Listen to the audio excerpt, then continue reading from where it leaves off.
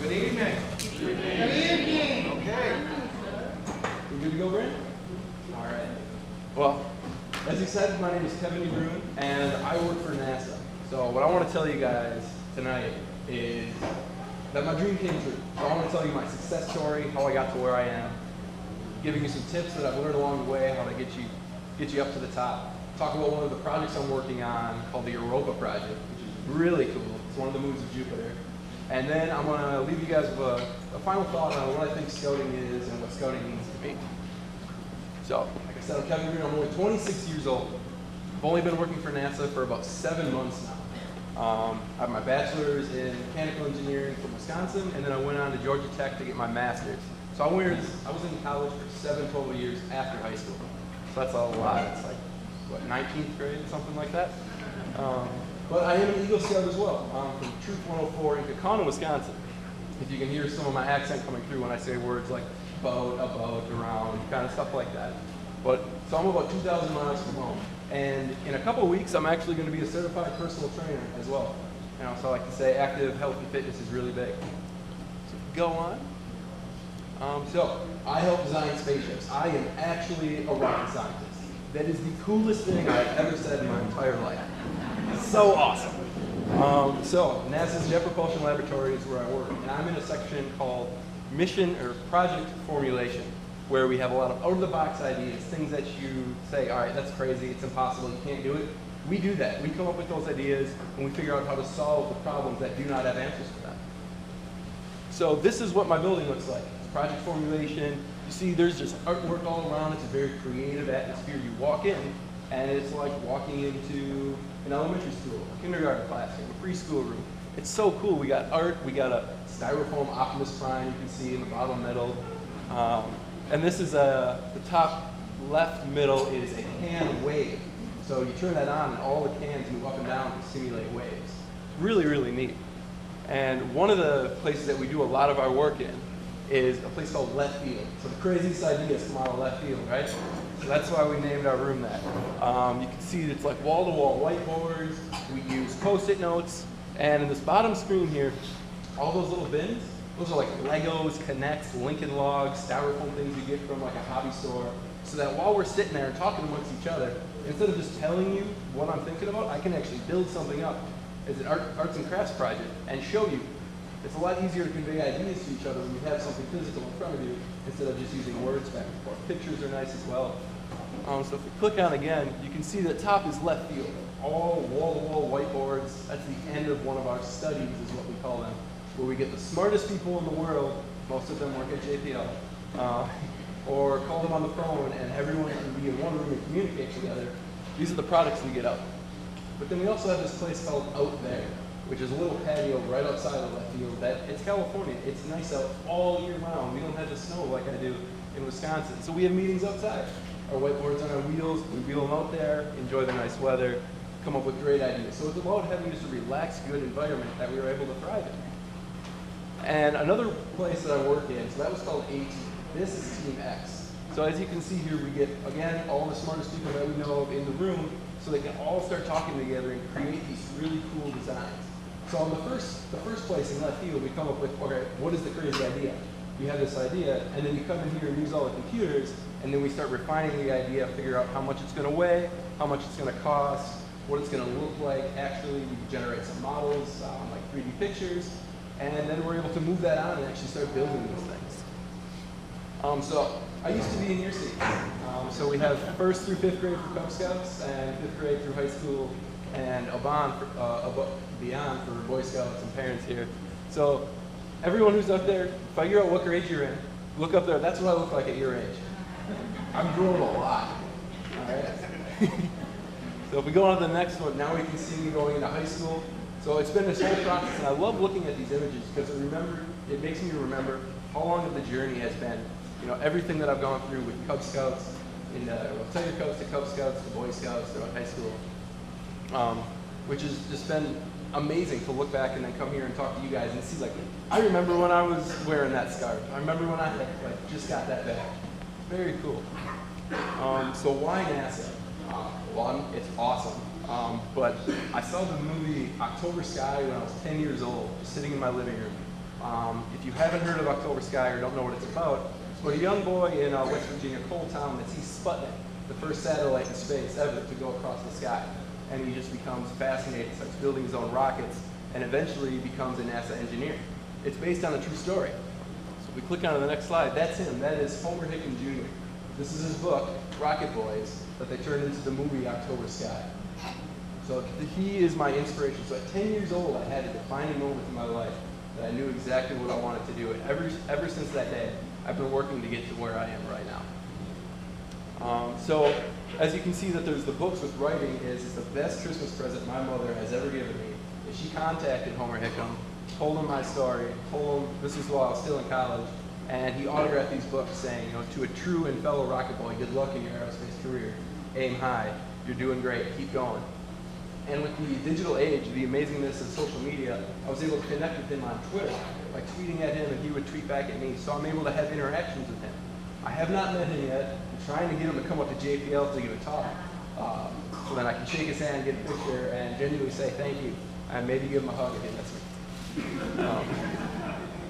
So how did I get here? Along the way, obviously, you know, I worked hard, paid attention in school, and I participated. So a lot of things that I see is I didn't like to speak up a lot in class. I like to sit there, take it all on, take my notes, and read it. But the way that I really got the most out of class is just to actually raise my hand, ask questions, engage, you know, answer what the teacher was looking for. And then I put up there played sports, and this is one where people go, Kevin, how did playing sports have you become a rocket scientist? And I go, all right, we got to look at it a little bit, you know, on the underlying principles. What is sports? Sports is a team environment where a lot of people are working toward a common goal together. And when you're on a team, you might have some players that you don't like or you don't get along with, but you all want to win. So you guys have to set aside your differences and work together to achieve the goal. And you're going to experience that in school, in life, in work. So that really teaches you how to work with a lot of people.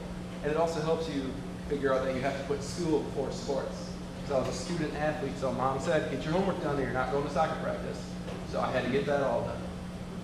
And then Eagle Scout. So this is my Eagle Scout project right here. Oh, this is what it was before. I didn't do this. When I was looking for my Eagle Scout project, I was really looking for something that was big, like crazy, out there, kind of like, what if I did this? So I found a handicapped hunting facility.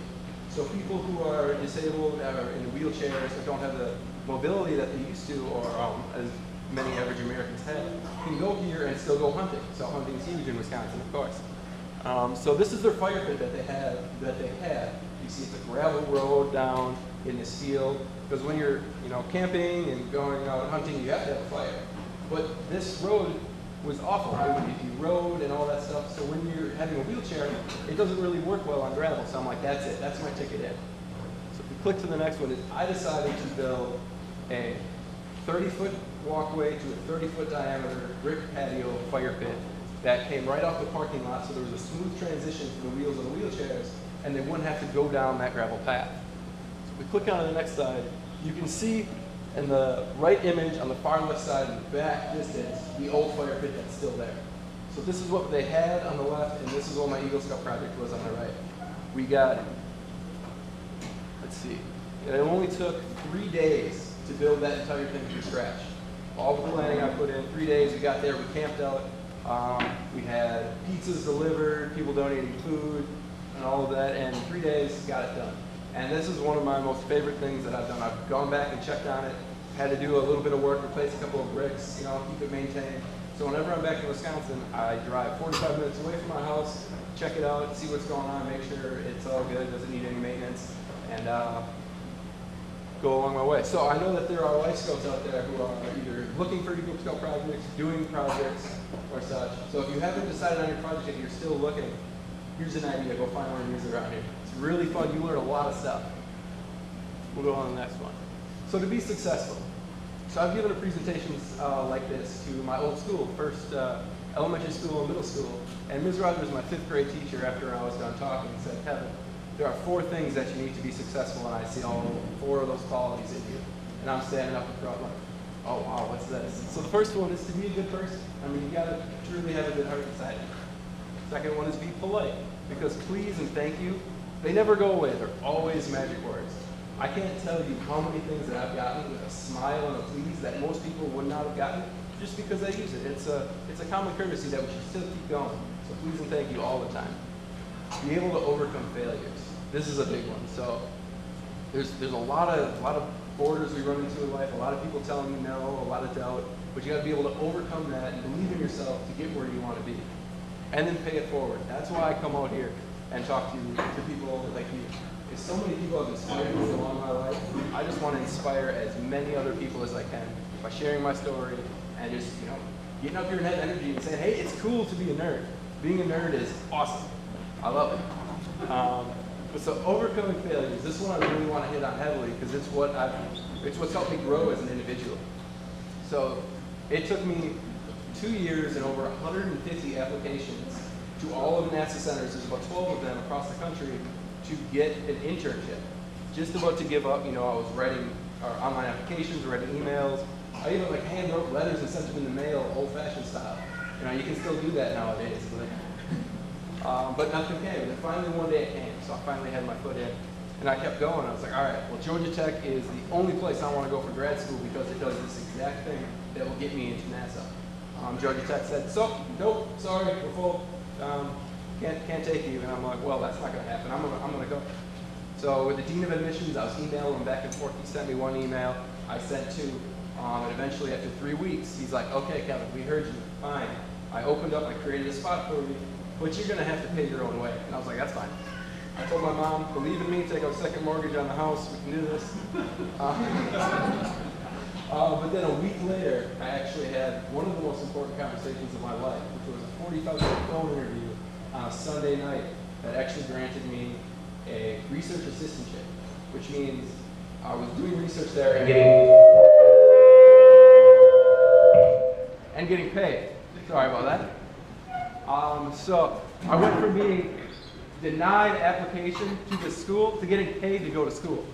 That's like the coolest thing ever. And then I was like, all right, one more obstacle. Now let's go interview at JPL. So I flew out here last December, had an 8-hour-long interview with them, and at the end of it, they're like, sorry, the position we're looking for, you don't quite match it, so we're gonna have to choose somebody else. Like, again, all right, figure this out. So what I did, probably the scariest thing I've done is I graduated college without a job. All right, I took a 10-week internship, and during those 10 weeks, I had to prove to them that they could not live without me. 10 weeks is a very short amount of time. That's under 3 months. So think of it as half of your summer. You have half your summer to prove to somebody that you're it, that you have to be them. You have to be with them. So I went around, I knocked on every door possible. It was over 30 doors and 31-hour interviews.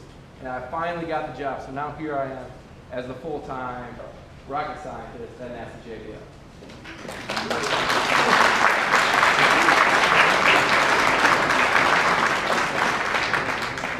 Thank you very much. So believe in yourself, you got to put in the effort now and you can have a really fun and awesome job later. So I tell people that I don't go to work, I go to play. So what I'm going to show you now is something that I'm working on right now. It's called the Europa Clipper, or the Europa, one of the projects we're doing for NASA. This is what that spacecraft looks like right now. Or it's a little off, this image is a little old because NASA doesn't let me show you guys all the newest cool stuff. But essentially looks the same, and then it's going to Europa. So Europa is a moon of Jupiter, and it was discovered by Galileo in about 1610. But we believe that Europa is one of the most potential places to have life in our solar system outside of Earth. So we click on to the next slide. I'll try this again. Hello? All right. Is that we're looking for the three ingredients of life. We see that when we have water here on Earth, that we find life. So we have water at Europa. There's liquid water out there right now. We need chemistry, so we want to find like the things we have in rocks, the organic compounds, see if they're out there. And then energy. We think the sun gives us our energy, and we need energy out there. So what we believe it to be is the magnetic fields of Jupiter cause Europa to like flex, and it creates volcanoes, like volcanic events underneath the ocean, and puts in energy that way. So the next slide. So this, I turned this into a PDF so it wouldn't screw up, but this is a video, and I can guarantee you it's really, really cool. You just can't see it right now. On the left side, what you would see is the spacecraft coming in, and it's going to fly by. So it just goes really, really quickly by Europa 45 times and just kind of makes like a bunch of circles. And that's what you would see. On the right-hand side is the actual picture of Europa, and you can see every place that it crosses, so we can see the entire thing without actually being a satellite going around it very quickly. Yep. All right, the next one. So this is also another really, really cool video that you can't see, unfortunately, is that there's the spacecraft I showed you before. This was going to show you one of those passes, and it comes in, and as it comes in, different colors would turn on. So we have, what, 10 different science instruments is what we call them. They're little devices that turn on and collect information so we can study what's going on out there. It'll take particle information, see what the dust is like, and then we can learn about Europa and see if there's life out there. So, all right, so sorry you couldn't see the videos. I could maybe show them later or send you guys the files to show at your troop meetings later, next week or the week after. But now, what Boy Scouts mean to me? This is something that I've really thought, well, I didn't even have to think long and hard about it. Like, it just came to me, but I really wanted to articulate it correctly.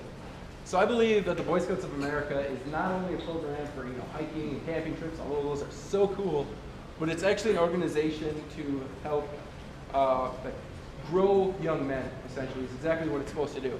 It's a pathway program to develop young males and provide them with the skills necessary to achieve greatness. And yes, I say achieve greatness because there's so many famous Eagle Scouts out there. The ones that come to my head first is astronaut Neil Armstrong, President Ford, and Steven Spielberg. Now, I know a lot of you young guys out there may not know who any of them are, actually, as I'm talking about that. But hey, here's another Eagle Scout that's kind of famous. But scouting has always been a crucial part of my life. And I come upon many decisions now that I recall back in my time in scouting to help me through. Because a scout is trustworthy, loyal, helpful, friendly, courteous, kind, obedient, cheerful, thrifty, brave, clean, and reverent. So whenever I'm faced with these difficult decisions, I think back and like, is what I'm doing trustworthy and loyal? Is it going to be helpful to somebody? Am I brave enough to do this? Of course I'm brave enough. I'm an Eagle Scout. So being part of the Boy Scouts of America has really taught me the sound ethics and morals to make those right decisions. So being an Eagle Scout really actually helped me get the 3 jobs that got me to where I am today.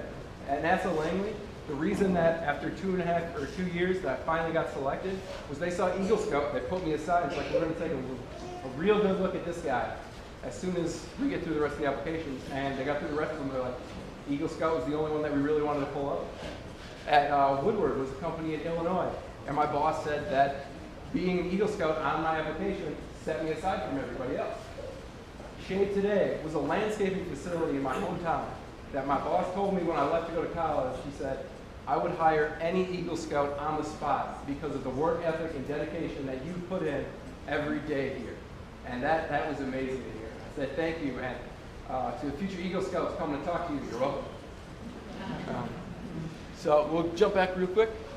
All right, so the Boy Scouts of America is a terrific group to be a part of. You're getting the opportunity to harness these skills and succeed.